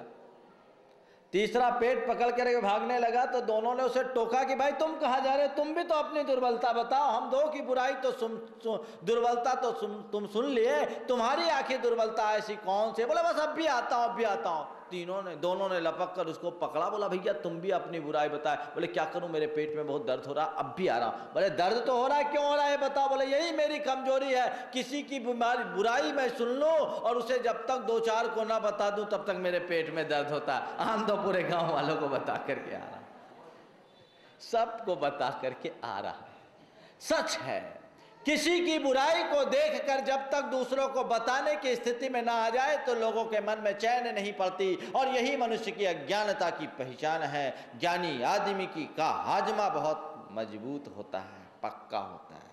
वो बड़ी सी बड़ी बात को भी हजम कर लेता है, उसकी सोच बहुत गहरी होती है। लेकिन जो अज्ञानी है, उथले सोच के धनी है, वे लोग उनका हाजमा बहुत कमजोर होता है, उनके पेट में कुछ पचती ही नहीं। पता लगा नहीं कि उसको फैलाए, और फैलाए भी ऐसे वैसे नहीं, बढ़िया खूब ज्यादा नमक मिर्च मिला के अच्छा छौंक लगाकर, जायकादार बनाकर, साधारण सी बात को भी इस तरीके से प्रस्तुत कर दे कि सामने वाला हतप्रभ रह जाए। बंधुओं, ये बहुत बड़ी कमजोरी है। जो दूसरों के दोष को दबाए वो उपगूहक है और जो दूसरों के दोष को फैलाए वो उपगूहक नहीं, उद्घोषक है। उद्घोषक मत बनिए, उपगूहक बनिए। हमारा मार्ग उपगूहन का मार्ग है। संत कहते हैं जो दूसरों के दोषों को ढांकता है और दूसरे के गुणों को बढ़ाता है, प्रोत्साहित करता है, तो दूसरों के दोषों को ढांकने के कारण वो उपगूहन अंग का धनी हो जाता है। और इसे ही उपबृंघन भी कहा है। जब दूसरों के गुणों को प्रोत्साहित करता है, उसके भीतर गुणों का विकास होना शुरू हो जाता है, इसलिए उपबृंघन है। ध्यान रखना, दूसरों के दोषों पर तुम्हारे दृष्टि जितनी तुम्हारी दृष्टि जाएगी, तुम्हारे भीतर दोष उतने अधिक बढ़ेंगे, और तुम दूसरों के गुणों का जितना अधिक आदर करोगे, तुम्हारे गुणों का कोश उतना बढ़ता जाएगा। अब तुम पर है कि तुम किसको पसंद करते हो, दोष को पसंद करते हो कि गुण को पसंद करते हो। दोष को देख करके जीवन दूषित बनाओगे और गुणों को देखकर अपने जीवन को गुणवान बनाओगे। गुणवान बनना है तो केवल गुणों पर ध्यान दो, और यदि दोषों पर ध्यान रखोगे तो दोषी तो बने ही रहोगे। उसकी तरफ से अपनी दृष्टि अलग करें। सम्यक दृष्टि की भावना होती है कि गुणी जनों को देख हृदय में मेरे प्रेम बढ़ उमड़ आवे, और गुण ग्रहण का भाव रहे नित दृष्टि न दोषों पर जावे। दोषों पर दृष्टि जाए नहीं, गुण पर दृष्टि जाए, क्योंकि मुझे गुण प्रिय है, मैं गुणों का अनुरागी हूँ, गुण चाहता हूँ। बंधुओं, सारा खेल हमारी दृष्टि का है। यदि हमारी दृष्टि अच्छी होती है तो सब अच्छा दिखने लगता है, और दृष्टि खराब होती है तो सब खराब दिखने लगता है। हम किसी बगीचे में जाएं तो डाल पर अपना सौरभ लुटाते हुए फूल भी हमें दिखाई पड़ेंगे, तो वहीं सड़ी गली पत्तियों का ढेर भी दिखाई पड़ेगा। अब ये हम पर है कि सौरभ लुटाते उन फूलों की मकरंद से अपने चित्त को आनंदित करें, उसके सौंदर्य का रसपान करके अपने आप को अभिभूत करें, कि उन सड़ी गली पत्तियों की सड़ांध को देखकर अपने चित्त में विकृति भरें। दोनों स्थितियां हैं, वहां पर फूल भी है, वहां पर सुगंध भी, और वहीं पर सड़ांध भी, दोनों चीजें वहां हैं। पर यह हम पर निर्भर करता है कि हम फूल को महत्व देते हैं कि सड़ांध को, गंदगी को महत्व देते हैं, हम सुवास को चुनते हैं कि सड़ांध को चुनते हैं। दोनों चीजें हमारे ऊपर है। हमारी जैसी दृष्टि होगी, हमारा चुनाव भी वैसा होगा। संत कहते हैं, संसार के बगिए में फूल भी है और सड़ांध भी है। आए हो तो केवल फूल की सुगंध और सुवास का रसपान करो, सड़ांध की तरफ अपनी दृष्टि भी मत डालो। ये तुम्हारे ऊपर है कि तुम कैसा देखते हो। बंधुओं, सम्यक्त को प्राप्त करना यानी जीवन को सकारात्मक दिशा देना। सम्यक दृष्टि सकारात्मक नजरिए से भरा होता है। वो बुराई में भी अच्छाई ढूंढने का अभ्यासी होता है, लेकिन अज्ञानी प्राणी को तो अच्छाई में भी बुराई दिखाई पड़ती है। संत कहते नहीं, बुरे में भी अच्छा देखने की कोशिश करो। लुकमान हकीम हुए हैं एक बहुत बड़े ख्यात नाम व्यक्ति। उनसे किसी ने एक बार पूछा कि आपने तमीज किससे सीखी, आपने तमीज किससे सीखी? उनने कहा बदतमीजों से। पूछा गया आपने तमीज किससे सीखी? उनने जवाब दिया बदतमीजों से। सामने वाले को आश्चर्य हुआ कि तमीज भी बदतमीजों से सीखी जाती है, आपने कैसे सीखा? बोले बस मैंने हमेशा बदतमीजों के व्यवहार को देखा और उससे परहेज किया, परिणाम तब मैंने तमीज सीख ली। ये दृष्टि है। तुम्हारे भीतर दृष्टि हो तो बदतमीज से भी तमीज सीख सकते हो। तुम्हारे भीतर दृष्टि हो तो बुराई में भी अच्छाई निकाल सकते हो। तुम्हारी चिंतन धारा यदि सही हो तो गलत भी तुम्हें सही दिख सकता है, और यदि दृष्टि विपरीत हो तो अच्छे में भी बुरा देख लोगे, सही में भी गलत देख लोगे। ये तो हमारे ऊपर है। कहते हैं आंख पर जैसा चश्मा हो वैसा हमें बाहर दिखाई पड़ता है। काला चश्मा लगा लोगे तो सब काला दिखाई पड़ेगा, हरा चश्मा लगाओगे तो हरा दिखाई पड़ेगा, और लाल चश्मा लगा करके कश्मीर की घाटी में जाओगे तो वहां भी लाल लाल अंगारे दिखाई पड़ेंगे, वहां की हरियाली नहीं। अब इसमें दोष किसका है? दोष बाहर का नहीं, हमारी दृष्टि का है, हमारी दृष्टि का है। सबसे पहले आवश्यकता है अपने दृष्टि को परिवर्तित करने की। सम्यक की एक पहचान है। पहले हम ये सोचे कि हर चीज को हम सही नजरिए से देखने की कोशिश करें। एक गिलास आधा भरा है और आधा खाली है, दोनों स्थितियां एक साथ है। लेकिन ये हम पर है कि हम गिलास के खालीपन को देखते हैं कि भरेपन को देखते हैं। यदि हमारी दृष्टि सही होगी तो हम ये कहेंगे कि गिलास आधा भरा है, और यदि हमारी दृष्टि गलत होगी तो गिलास आधा खाली है। ये सब चीजें हमारे ऊपर होती है। आप किसी के घर मेहमान हुए, उसने आपको आधा गिलास पिस्ता वाला दूध पिलाया, आपके अंदर दो प्रकार की प्रतिक्रिया हो सकती है। एक व्यक्ति जो बहुत सकारात्मक नज़रिए से भरा होगा, वो कहेगा कितना बढ़िया आदमी है, कितना अच्छा आदमी, स्वागत किया, आधा कितना बढ़िया दूध पिलाया, स्वादिष्ट दूध पिलाया। और दूसरा आदमी जो नकारात्मक नज़रिए से भरा होगा, कहेगा बड़ा कंजूस आदमी है, दूध भी दिया तो आधा गिलास दिया, दूध भी दिया तो आधा गिलास दिया। आज दुनिया में आधे गिलास दूध पिलाने वालों की प्रशंसा करने वाले कम है, आधा गिलास नहीं पिलाया इसकी निंदा करने वाले लोग ज्यादा हैं। बड़ी विचित्रता हम इस संसार में जी रहे हैं, जहां लोग उल्टी चाल चलते हैं, उल्टी सोच रखते हैं। ये सोच जब तक हमारी परिवर्तित नहीं होती, हम अपने जीवन को धन्य करने में सफल नहीं हो सकते। अपने जीवन की दिशा और दशा को परिवर्तित करना चाहते हो तो सबसे पहले सकारात्मक दृष्टि को अपनाने की कोशिश करो, गलत बात करो, हमारी दृष्टि बदलेगी तो सब कुछ अपने आप बदल जाएगा। बंधुओं, मुझे महाभारत का एक प्रसंग याद आ रहा है। द्रोणाचार्य पांडवों और कौरवों के साथ सरसंधान के लिए जंगल में गए हुए थे। अचानक सांझ ढलने को ही रात्रि विश्राम प्रश्न आया तो द्रोणाचार्य ने दुर्योधन को कहा कि देखो पास का गांव कैसा है, रात्रि विश्राम के लिए ऐसा होगा। दुर्योधन उस गांव में गया, लौट कर आकर के कहा, गुरुदेव ये गांव बहुत खराब है, यहाँ सब के सब मक्कार और धूर्त लोग हैं, हमें तो एक भी बड़ा आदमी पूरे गाँव में दिखाई नहीं पड़ा। युधिष्ठिर ने चुपचाप सुना। थोड़ी देर दुर्योधन ने सारी बात चुपचाप, द्रोणाचार्य ने सारी बात चुपचाप सुनी और थोड़ी देर बाद उन्होंने युधिष्ठिर को उसी गांव में भेजा और युधिष्ठिर से कहा कि जाओ देख करके आओ वो गांव कैसा है। युधिष्ठिर गया और युधिष्ठिर गए, लौट कर के युधिष्ठिर ने कहा कि गुरुदेव गांव बहुत अच्छा है, यहाँ के लोग बड़े शब्द और सरल हैं, बड़े भद्र हैं, अतिथि सत्कार को तो अपना परम धर्म मानते हैं, ये गांव हमें बहुत अच्छा लगेगा, हमारे लिए बहुत अच्छा रहेगा, एक भी बुरा आदमी हमें दिखाई नहीं पड़ा। उसी गांव में दुर्योधन गया, उसको सब मक्कार दिखे, और उसी गांव युधिष्ठिर गए, उसको सब धूर्ती दिखे। सीधी बात है, दुर्योधन के भीतर मक्कारी भरी थी तो सब मक्कार दिखें, जो मक्कार होगा उसे सब मक्कार दिखेंगे और जो धर्ममूर्ति होगा उसे सब धर्मात्मा दिखेंगे। आखिर हमारी दृष्टि पर है, मेरे भीतर यदि मक्कारी भरी है तो केवल मक्कार ही दिखेंगे। गलत आदमी सब कुछ गलत दिखता है और भले आदमी को सब कुछ भला दिखता है। भला देखने की कला अपनाइए, तब जीवन का उद्धार होगा। बुरे को तो हम जन्मांतरों से देखते रहे। और फिर एक बात और बताइए, यदि दूसरों की बुराई देखो तो तुम क्या मिलेगा? दूसरों के घर में झाड़ू लगाने से क्या तुम्हारे घर का कचरा हो जाएगा? दूसरों के घर में झाड़ू लगाओगे तुम्हारे घर का कचरा साफ नहीं होने वाला। झाड़ू लगाना है, बुहारी लगाना है तो अपने घर में लगाओ, अपने घर में झाड़ो। और फिर देखो तुम दूसरों पर तो दोषारोपण कर रहे हो कि गिरवन में झांक कर देखो कि तुम कितने पानी हो। ध्यान रखना, दूसरों में वही कर सकता है जो खुद सुधरा हुआ है, खुद गला हुआ दूसरों को सुधार नहीं सकता। सफाई भी करना है, आप सूर्य सफाई हो सकती है, कीचड़ झाड़ू से अगर तुम सफा लोगे तो गंदगी तो अंदर हृदय में मलिनता है और तुम चाहो कि दूसरों में सुधार करें, असंभव है।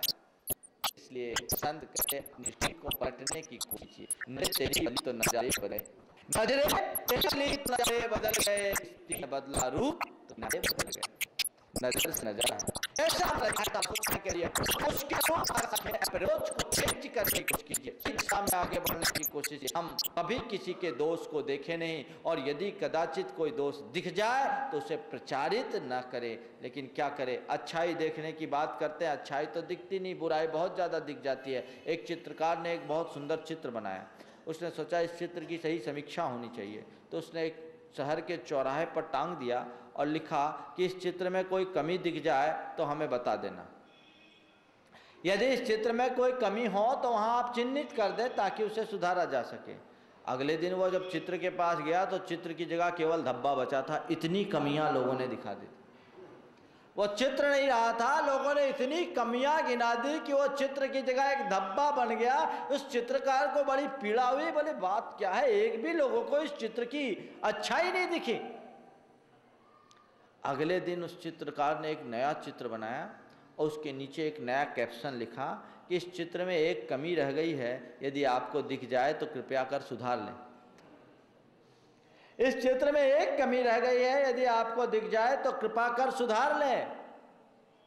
बहुतों ने उस चित्र को देखा और देख करके सब चलते बने। अगले दिन जब चित्रकार आया तो चित्र ज्यों का त्यों था, क्योंकि दूसरों पर दोषारोपण करना तो बहुत सरल है, पर दूसरों की गलतियों को दूर करना, सुधार करना बहुत कठिन है। बंधुओं, हम अच्छाई कम देख पाते हैं, बुराइयों पर हमारी दृष्टि ज़्यादा केंद्रित रहती है। इसलिए इस दृष्टि से अपने आप को बचाएं। जो हम चाहेंगे वो हमें मिलेगा। गुणानुरागी दृष्टि अपनाएं। गुणों को प्रोत्साहन देने से हमारे भीतर के गुण बढ़ते हैं और दोषों की तरफ दृष्टि रखने से हमारे भीतर का दूषण फैलता है। अब आप ये पूछ सकते हैं कि महाराज जी, आखिर ऐसा क्यों? किसी की कोई गलती हो जाए और उसे दूसरों को हम ना बताएं तो इससे फिर तो बहुत गड़बड़ियां हो जाएगी, दोषों को संरक्षण नहीं मिलेगा, दोषों का संपोषण नहीं होगा। ध्यान रखना, दोषों के संपोषण की बात यहाँ नहीं की जा रही है, दोषों के संशोधन की बात की जा रही है। तय है कि दूसरों की बुराई को आप कहते हो कि नहीं बताएंगे तो गड़बड़ी नहीं फैलेगी, तो बता करके भी आप उसे सुधार नहीं सकते। आप किसी व्यक्ति की गलती को प्रेम से जितना दूर कर सकते हैं, उसे प्रचारित करके नहीं। अगर किसी को सुधारना है तो उसे एकांत में बुलाकर उसकी गलती का एहसास कराओ। तुम्हारे आत्मीय व्यवहार से प्रभावित होकर के उसमें परिवर्तन की बहुत कुछ संभावना बन जाएगी। और 10 आदमी के सामने यदि आप उसे अपमानित करोगे, जलील करोगे, तो वो व्यक्ति फिर उसे अपने प्रतिष्ठा का मुद्दा बना लेगा और कभी उसमें सुधार की संभावना नहीं होगी। एक बेटा यदि सिगरेट पीता और उसे पता है कि पिता को मालूम नहीं, छिप करके पीता है, तो जब तक छिप करके पी रहा है तो उसमें सिगरेट छोड़ने की संभावना या कोई भी बुराई छोड़ने की संभावना पूरी तरह बनी हुई है। लेकिन जिस दिन उसे मालूम पड़ जाए कि मेरे घर वालों को ये पूरी तरह से पता है, तो हो सकता है सामने पीने में भी संकोच न करे।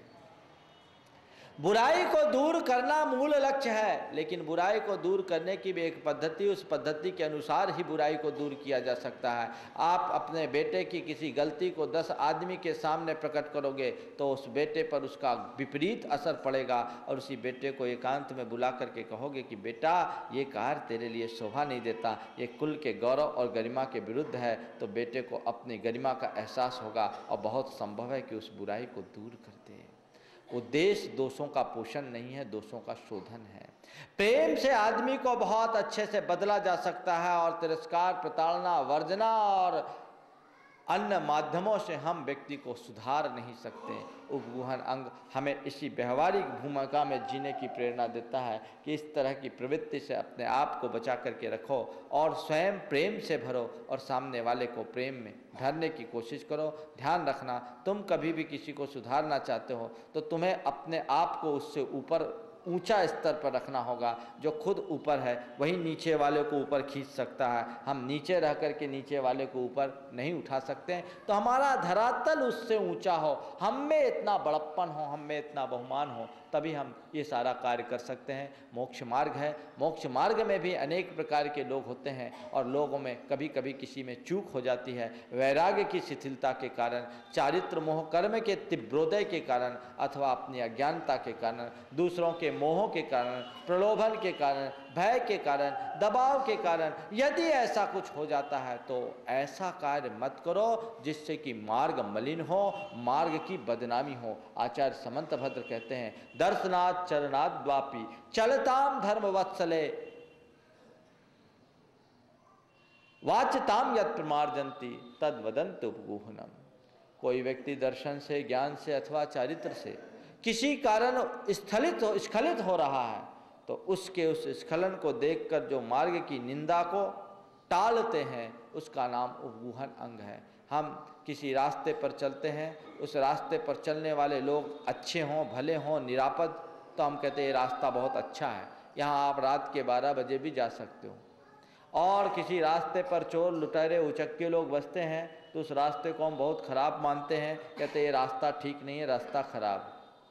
तो रास्ता कोई अच्छा और ख़राब थोड़ी होता है। उत्तर प्रदेश में हम बिहार कर रहे थे, एक जगह बोर्ड लिखा था इधर से न जाए, ये रास्ता ख़राब है। मैंने देखा पिच तो बहुत अच्छी दिख रही है, रास्ता ख़राब कहाँ है? तो मैंने पूछा बात क्या है? बोले महाराज इस रास्ते में जाने वाला आदमी सुरक्षित नहीं निकल पाता, यहाँ कहाँ उसकी लूट हो जाए पता नहीं, इसलिए लिखा गया रास्ता ख़राब है। तो जिस रास्ते पर खराब लोग रहते हैं उसका नाम खराब रास्ता होता है और जिस रास्ते पर अच्छे लोग होते हैं उसका नाम अच्छा रास्ता होता है। तो लोगों से रास्ता अच्छा बनता है और लोगों से रास्ता रास्ता बुरा बनता है। धर्म के मार्ग पर हम चल रहे हैं। जब लोगों की दृष्टि में धर्म के और धर्मात्मा के प्रति ये धारणा होगी कि ये धर्म के अनुयायी लोग बहुत अच्छे हैं, ये धर्मात्मा है, इनमें बड़ा अच्छा अपने नियमों के प्रति बहुत दृढ़ रहते हैं, तो वो मार्ग हमेशा अच्छा माना जाएगा। और जिस दिन ये पता लग जाए, लोगों को ये प्रचारित कर दिया जाए कि ये लोग तो बड़े पाखंडी लोग होते हैं, ये लोग तो बड़े दुराचारी होते हैं, ऊपर से कुछ होते हैं और भीतर से कुछ होते हैं, तो मार्ग से ही आस्था खत्म हो जाएगी।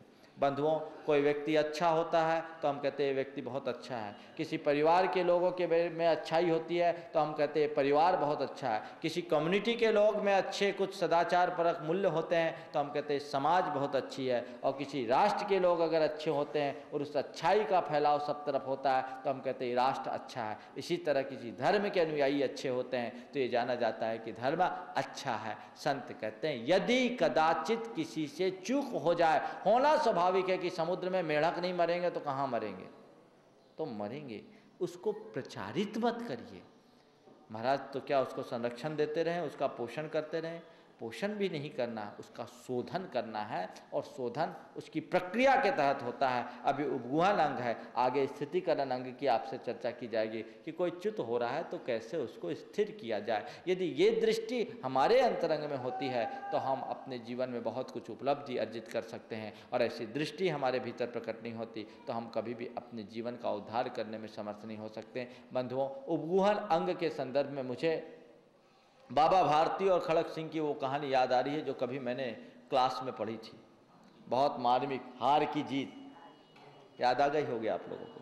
बहुत प्रेरक कहानी है। कहानी तो आपने पढ़ी है, सुनी है, पर आज मेरे संदर्भ में सुनिए और देखिए कि ये कहानी हमारे उपगुहन अंग को किस तरह अभिव्यक्त करती है। बाबा भारती के पास एक उसका प्राण प्रिय घोड़ा था, सुल्तान।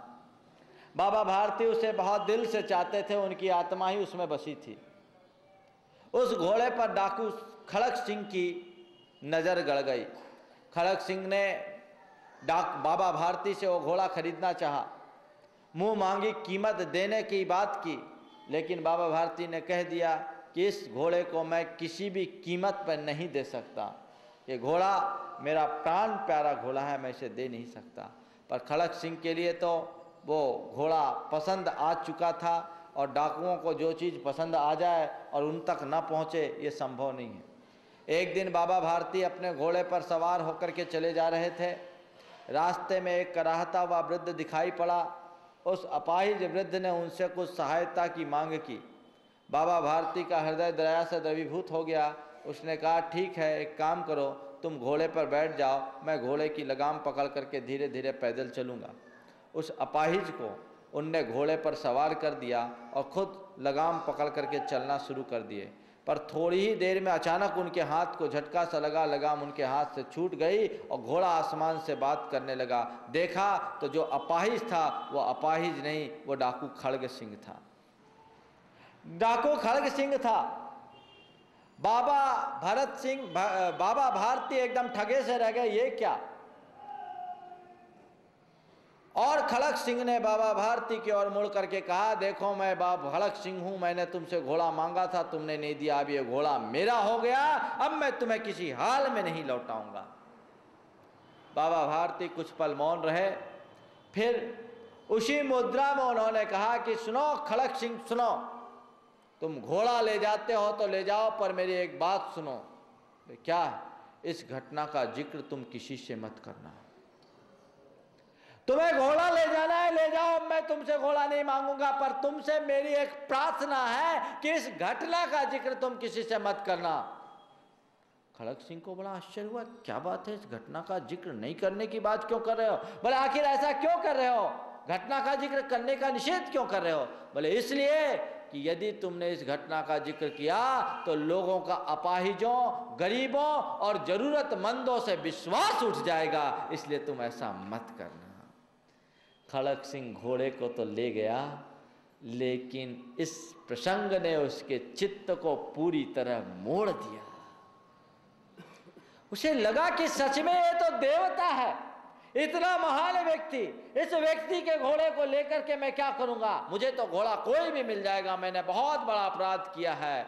और उसकी आत्मा उसे अंदर से कचोटने लगी। परिणाम ये निकला कि बुझे मन से जहां बाबा भारती सुल्तान के बिछोह की पीड़ा को भोगते हुए करवटें बदल रहे थे। और यहाँ उस सुल्तान को पा करके भी खड़क सिंह के अंदर बेचैनी थी, उसका हृदय उथल पुथल कर रहा था। और उसी से प्रेरित होकर उसी रात उस घोड़े को बाबा भारती के दरवाजे पर बांध करके वो चला गया। बंधुओं, ये दृष्टि है।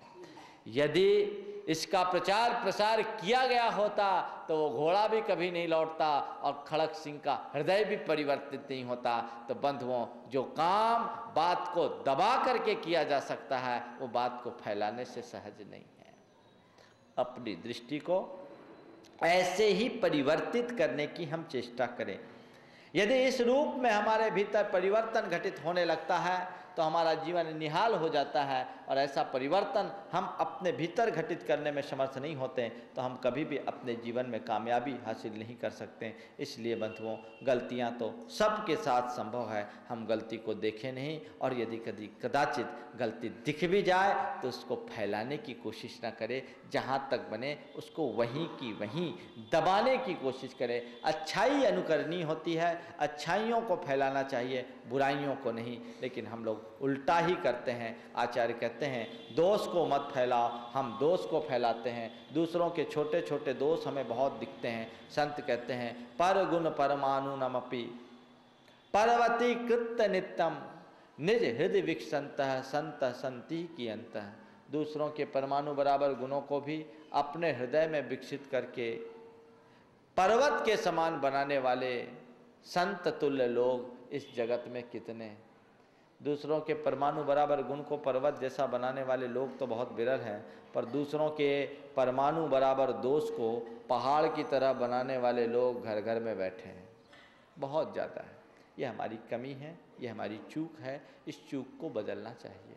जब तक हम अपनी दृष्टि को नहीं बदलते हैं, जब तक हम अपनी सोच को नहीं बदल देते हैं, तब तक हम अपने जीवन में इस तरह की सुधार की कोई संभावना विकसित नहीं कर सकते। बंधुओं, मोक्ष मार्ग में तो हम ऐसा करें ही, घर परिवार में भी हम करना शुरू करें। यदि आप अपने घर में प्रेम और शांति का साम्राज्य स्थापित करना चाहते हो, आप चाहते हो कि आपके घर परिवार के सारे सदस्य एक दूसरे से हिल मिल कर के रहें, तो इन बातों को ध्यान में रखें। सम्यक दर्शन की जो बात कही गई है वह केवल आध्यात्मिक संदर्भ में ही नहीं, केवल धार्मिक क्षेत्र में ही नहीं, हर क्षेत्र में अपनाने के लिए कही गई है। यदि हम हर क्षेत्र में इन बातों को अपनाते हैं तो निश्चित रूप से वह हमारे जीवन की सफलता का एक बड़ा आधार बनता है। इसलिए उसकी तरफ भी हमारी दृष्टि जानी चाहिए। घर परिवार में भी आप एक दूसरों के दोषों को देखना बंद कीजिए, अच्छाइयों को देखिए। हमारी निगाह हमेशा गलतियों पर रहती है। कुछ लोग तो एकदम तैनात से रहते हैं, किसी ने कोई गलती की और हमने उस पर फायर किया, मौका तलाशते हैं, सामने वाला गलती करे और हम उस पर अटैक करें। अरे ये क्या है? ऐसा करके तुम पाओगे क्या? खुद के लिए बहुत कुछ खोना हो जाएगा, इससे तुम्हारे लिए अशांति मिलेगी, तुम्हारे घर में वैमनस्य फैलेगा, विद्वेष फैलेगा। संत कहते हैं प्रेम के रिश्ते बढ़ाओ, आत्मीयता के संबंध बढ़ाओ और सौहार्द के संबंधों को प्रगाढ़ता दो, तब तुम्हारे जीवन में कुछ उपलब्धि होगी। विद्वेष, वैमनस्य, घृणा और मात्सर्य को फैला करके तुम पाओगे क्या? घृणा का बीज बोने वाला व्यक्ति अपने जीवन को घृणित बना डालता है। इसलिए अपने आप को उससे बचाने की कोशिश करो और अपने जीवन की दिशा को तदनुरूप ढालने का प्रयत्न करो। देखो जीवन में क्या आनंद आता है। लेकिन कुछ लोग हैं जो ऐसा करने में बहुत पिछड़ जाते हैं, ऐसा करना ही नहीं जानते कि क्या करे क्या नहीं करे। आपने देखा है कि जो लोग किताब की प्रूफ रीडिंग करते हैं, प्रूफ रीडिंग करने वाले पूरी किताबें पढ़ डालते हैं लेकिन एक अक्षर उनके पल्ले नहीं पड़ता। प्रूफ रीडिंग करने वाले पूरी किताब पढ़ जाएंगे लेकिन एक अक्षर उनके पल्ले नहीं पड़ेगा। क्यों? क्योंकि प्रूफ रीडिंग करने वाले किताब नहीं पढ़ते, किताब की गलतियां ढूंढते हैं। कहां कहां गलती है, उनके शब्द और शब्द के अंदर निहित अर्थ की तरफ उनका कोई ध्यान नहीं जाता। उनका ध्यान तो केवल गलतियों पर केंद्रित रहता है। कहाँ गलती है, कहाँ गलती है, कहाँ गलती है। पूरी किताब पढ़ देने के बाद भी उनके पल्ले कुछ नहीं पड़ता।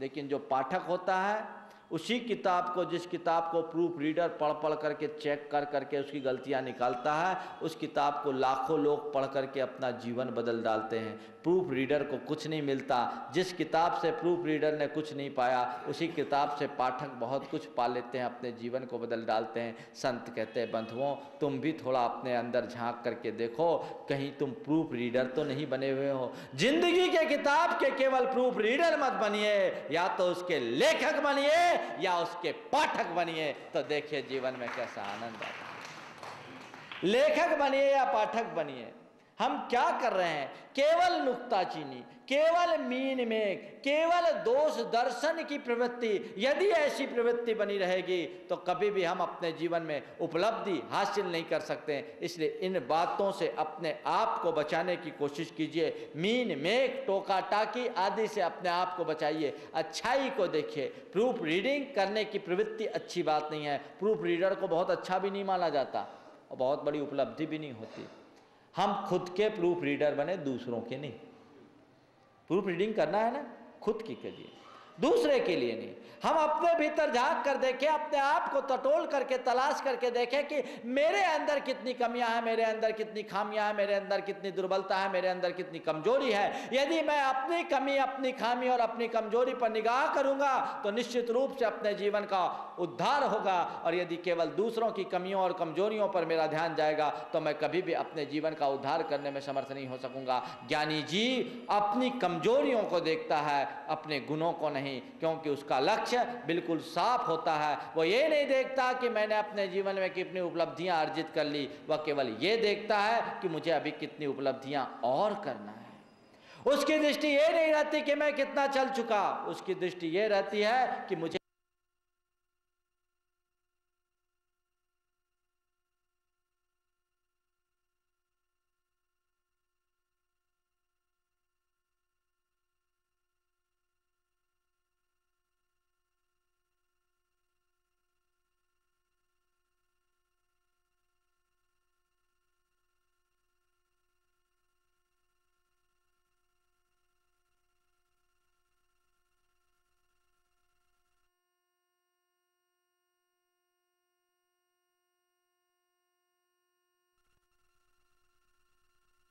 है, मुझ में कितने दोष हैं, मुझे अपने दोषों का निष्कासन करना है, मुझे अपनी अनुपलब्धियों को पूरी करना है, मुझे अपनी अपूर्णता को पूर्ण करना है, मुझे अपने जीवन की रिक्तता को दूर करना है, मुझे अपनी खामियों को खत्म करना है।